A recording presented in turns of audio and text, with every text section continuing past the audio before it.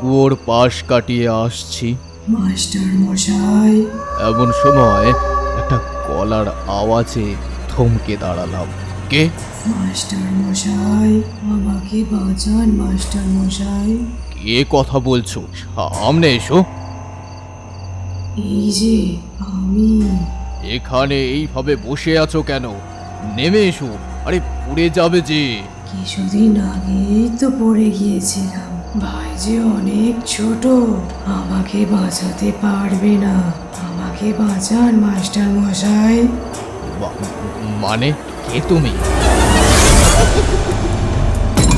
চিনতে পারছেন না আমাকে?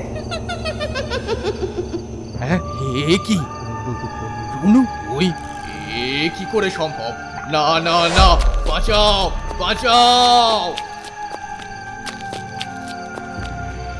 তারপর থেকে আমি আর ওই কুয়োর ধারে কাছে ঘেঁষি না।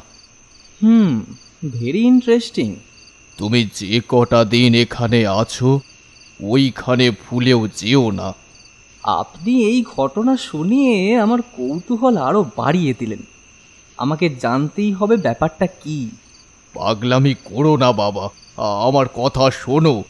কোথায় কোন বিপদে পড়বে আমি প্রমাণ করে দেব এসব কিছুই নেই। আমার কোনো বিপদ হবে না, আপনি নিশ্চিন্তে থাকুন।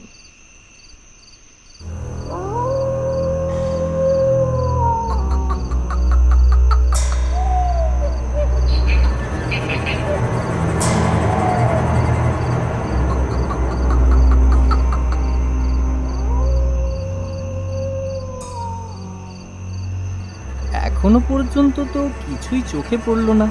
দেখা যাক রাত বাড়লে কি হয়।